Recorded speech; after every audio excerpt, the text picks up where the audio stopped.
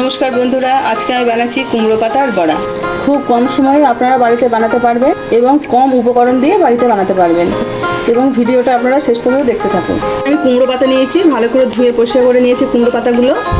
এখানে আমি কিছু গুঁড়ো মশলা নিয়েছি, হলুদ গুঁড়ো, লঙ্কা গুঁড়ো, জিরের গুঁড়ো, ধনের গুঁড়ো আর নুন নিয়েছি। এবার এগুলোর একটা আমি পেস্ট বানিয়ে নেব। এবার আমি জল দিয়ে দিচ্ছি, এর মধ্যে একটা পেস্ট বানিয়ে নেব। কড়াইতে তেল দিয়েছি, আমি সাদা তেল দিয়েছি, তার মধ্যে গোটা জিরে দিয়ে দিচ্ছি, গ্রেট করে রাখা আদা দিলাম,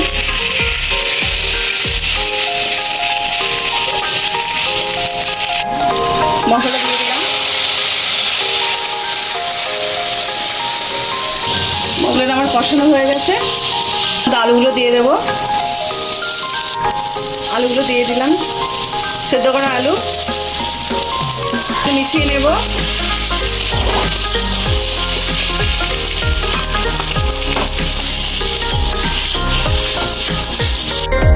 আলুর পুরটা আমার হয়ে গেছে, এবার আমি আলু নিচ্ছি। এর মধ্যে আমি 1 চামচ ভাজা মশলা দিয়েছি। এখানে আমি বড় চামচের 5 চামচ বেসন নিয়েছি আর 2 চামচ চালের গুঁড়ো দিয়ে দেবো। এর মধ্যে 1 চামচে দিচ্ছি চালের গুঁড়ো, যে চামচে বেসন তুলেছি। পরের মতো নুন দিয়ে দিচ্ছি, অল্প একটু লাল লঙ্কার গুঁড়ো দিচ্ছি।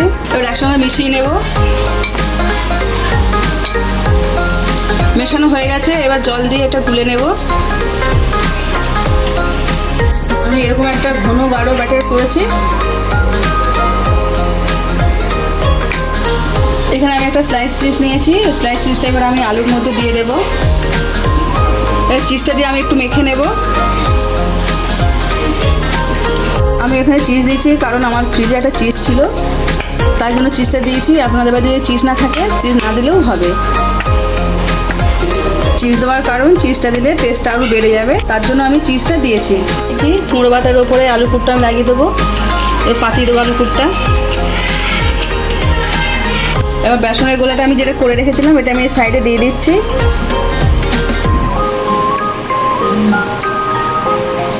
এবার এই পাতাটা আমি এর উপর মুড়ে দেবো।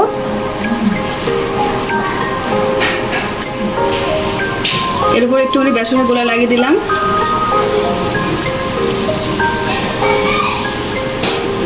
পাতাটা এইভাবে মুড়ে দিলাম, এর উপর বেসনের গোলা লাগিয়ে নিলাম।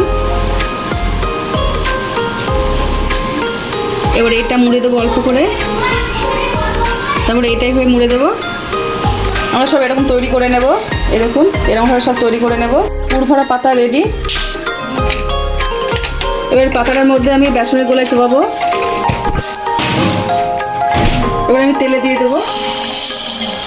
আমার একটা গোলায় দিয়ে দিলাম। আমি পিঠ পাল্টে নিচ্ছি।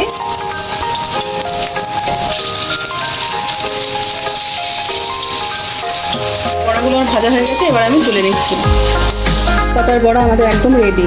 দেখুন কত সুন্দর দেখতে হয়েছে।